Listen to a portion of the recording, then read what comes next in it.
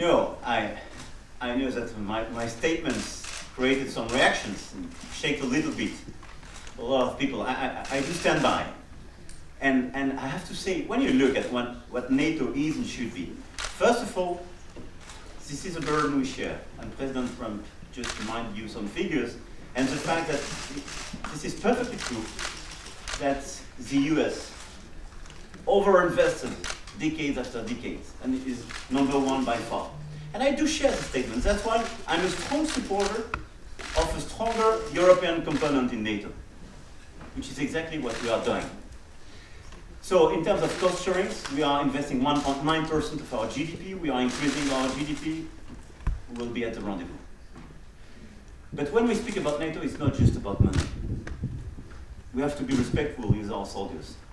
The first burden we share, the first cost we pay, is our soldiers' lives.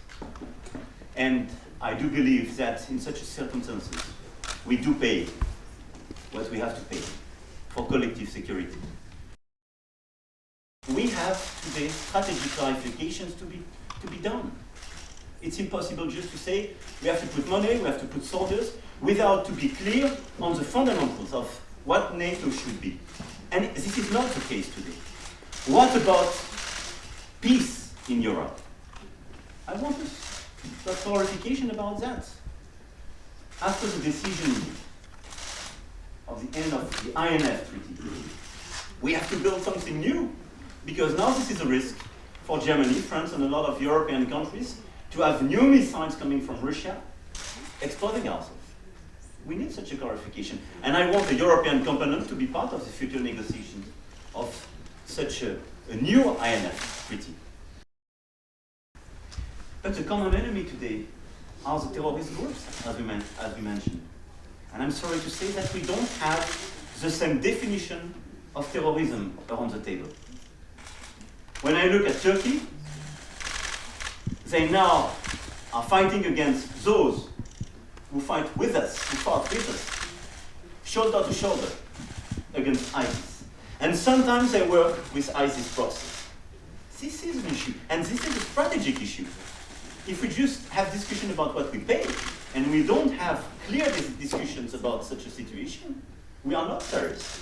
We are not serious for our soldiers, we are not serious for our people.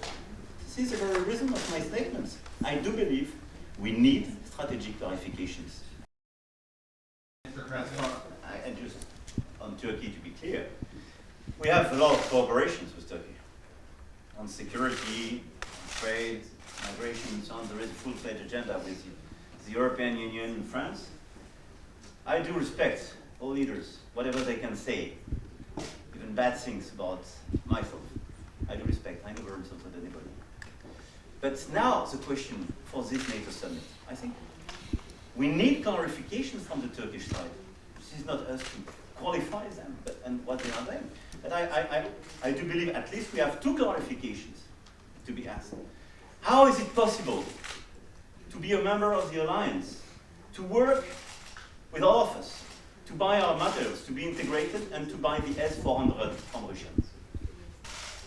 Technically, it is not possible. The clarifications to be provided by the Turkish president, as far as he wants to be part. Second, I understand from Turkey that they want to block all the declarations of the summit if we do not agree about their definition of terrorist organization, qualifying YPG and the others as terrorist groups, which is not our definition. These 2 points have to be clarified if they want to be a serious member of the alliance. I think so.